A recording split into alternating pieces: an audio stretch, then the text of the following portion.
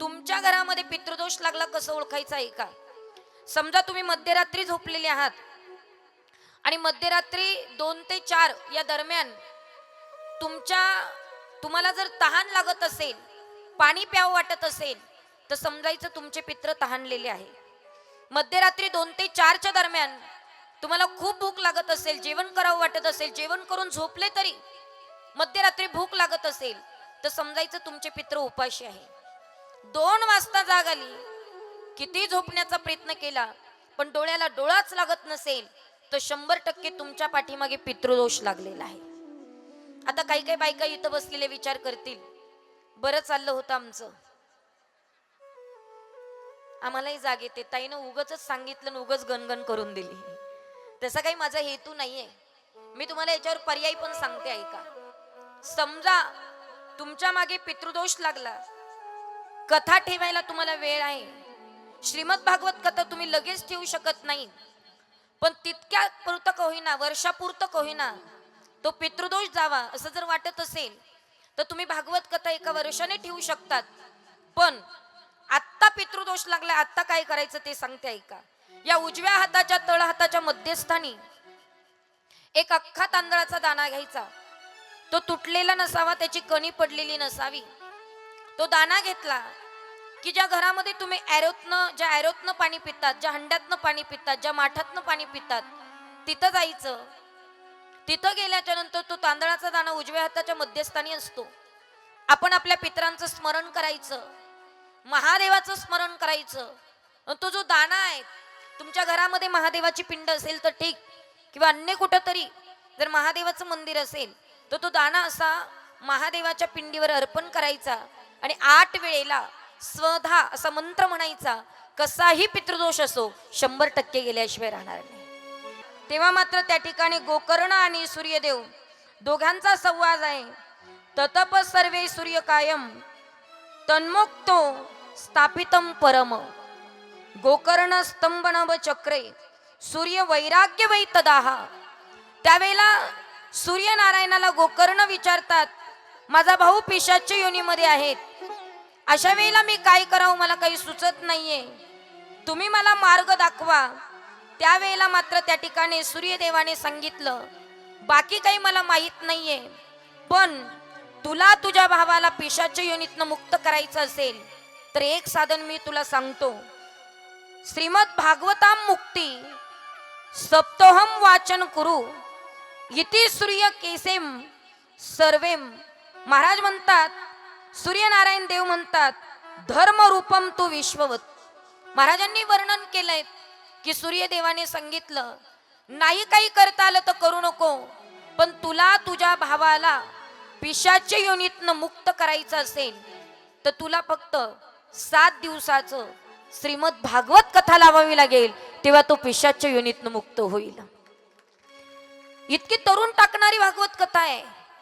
तुमच्या घरामध्ये पितृदोष लागला असेल तर तो पितृदोष जाण्यासाठी तुम्ही भागवत कथा करा. तुमच्या दारामध्ये जर भागवत पारायण झालं, भागवत कथा जर झाली, कथाकार जर तुमच्या दारात येऊन गेले, तर तुम्ही पितृदोषातनं मुक्त होत असतात. विचार करण्यासारखी गोष्ट आहे. आता बरीच घरं अशी आहेत की त्यांच्या घराला पितृदोष लागलेला आहे. आता प्रश्न असा आहे, आपल्या पाठीमागे पितृदोष लागला हे कसं ओळखायचं? बऱ्याच लोकांना पडलेला प्रश्न. उत्तर सोपं आहे, फक्त मी फुकट सांगते, फुकट ऐका, फुकट सोडून देऊ नका. काय लोकांना विकत सांगितलं की लोक ऐकतात. हो, आता तुम्हाला काही पैसे द्यायचे नाही मला, त्याच्यामुळे तुम्ही सोडून द्याल.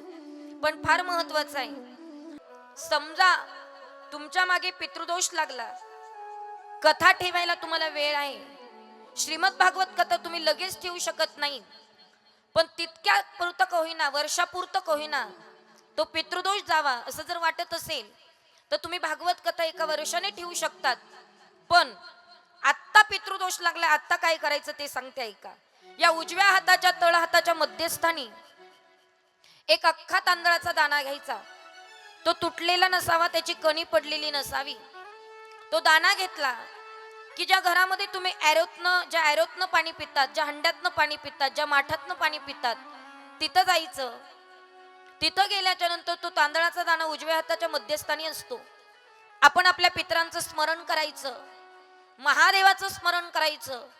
तो जो दाना आहे, तुमच्या घरामध्ये महादेवाची पिंड असेल तर ठीक, किंवा अन्य कुठं तरी जर महादेवाचं मंदिर असेल तर तो दाना असा महादेवाच्या पिंडीवर अर्पण करायचा आणि 8 वेळेला स्वधा असा मंत्र म्हणायचा.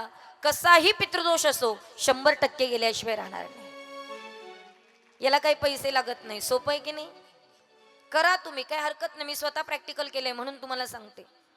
पण खूप मोठा पितृदोष लागलेला आहे ताई, घरामध्ये सुख नाहीये, समाधान नाहीये, आनंद नाहीये, तर याला फक्त आणि फक्त तुम्हाला श्रीमद भागवत कथाच करावी लागणार आहे, दुसरा पर्याय नाहीये. आणि मग मात्र सूर्यदेवाने सांगितलं की गोकर्ण, जर पिशाच्य योनीतनं तुला धुंदुकारीला मुक्त करायचं असेल तर तू श्रीमद भागवत कथा वाचणं गरजेचं आहे. गोकर्णाने विचार केला, श्रीमद भागवत कथा माझ्या भावाकरता मला वाचावी लागणार आहेत. आणि मग मात्र कथेला वाचायला बसणार. सगळ्यांना आसनं दिलेत. कथा बिना आसनाची ऐकू नये असं म्हटलं जातं. आसन कोणत्या स्वरूपाचं असावं?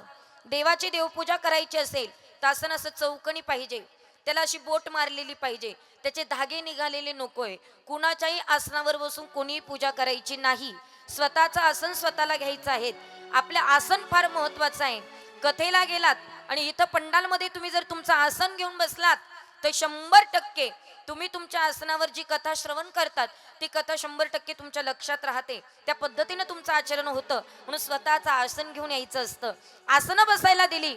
पिशाच्य योनीमध्ये असणाऱ्या मात्र त्या ठिकाणी धुंदुकारीला सांगितलं, तू आता या आसनावर बस. पण होतं काय होतं ऐका, तो पिशाच्य योनीतला जो धुंदुकारी होता तो आसनावर बसायला गेला की हवा यायची आणि ते आसन उडून जायचं. असं कितीतरी वेळेला झालं.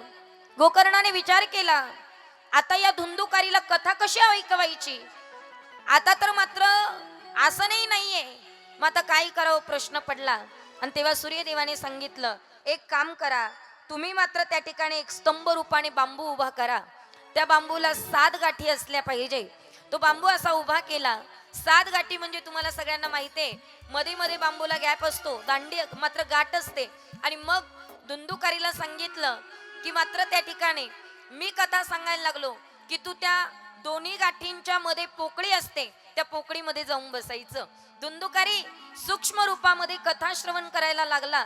पिशाच्य योनी होती. आणि मग श्रवण करताना पहिल्या दिवशी पहिल्या पोकळीत गेला. पहिला दिवस संपला, ती पोकळी फुटली, जोरात आवाज झाला. दुसऱ्या पोकळीत गेला, दुसरा दिवस संपला, जोरात आवाज झाला, फुटला. आणि मग तिसऱ्या पोकळीत गेला, तिसरी पोकळी बांबूची फुटली. चौथ्या पोकळीत गेला, ती फुटली. 5वी गेली, 6वी गेली, 7वी पोकळी फुटली आणि श्रीमद भागवत कथा परिपूर्ण झाली. आणि त्या बांबू मधून मात्र त्या ठिकाणी असा धडधाकड सुंदर दिसणारा धुंदुकारी मात्र प्रगट झाला. त्याच्याकडे सगळेजण आश्चर्यचकित होऊन पाहू लागले. आणि मग गोकर्ण बघू लागला, माझा भाऊ मला मिळाला. पिशाच्य योनीमध्ये होता, त्याचं रूप पाहिलं. आणि रूप पाहिल्याच्या नंतर स्वतः भगवंताने धुंदुकारीला विमान नेण्याकरता पाठवलं. पाठवल्याच्या नंतर धुंदुकारी विमानात बसणार तेवढ्यात मात्र त्या ठिकाणी गोकर्णाने ते थांबवलं. गोकर्णाने विचारलं, फक्त धुंदुकारीलाच का नेतायत तुम्ही विमानामध्ये? तेव्हा मात्र देवदूतांनी उत्तर दिलं, धुंदुकारीनं श्रीमद भागवत कथा ऐकली, आता मात्र त्याला मोक्ष प्राप्त होणार, त्याचा उद्धार झालाय म्हणून त्याला विमानात नेतोय. आणि मग मात्र गोकर्णाने विचारलं, माझ्या सगळ्या गावातली माणसं इथं कथेला बसली होती, मग त्यांना का न्यायला विमान आलं नाही? त्यावेळेला उत्तर फार गोड दिलं महाराज. त्यावेळेला मात्र भगवंताच्या दूत असणाऱ्या लोकांनी उत्तर दिलं की ऐका, धुंदुकारी बांबूत होता पण कथेतला एकूण एक शब्द अगदी मात्र सूक्ष्मतेने ऐकत होता, त्या पद्धतीने मनन करत होता, चिंतन करत होता. आणि म्हणून त्याने सूक्ष्मतेने श्रीमद भागवत कथा ऐकली म्हणून धुंदुकारीला न्यायला विमान आलं. पण इथं जे कथेला बसलेत ना, त्यांचं काहींचं चित्त घराकडे आहेत म्हणून त्यांना न्यायला विमान येऊ शकत नाही. प्यारा सबसे प्यारा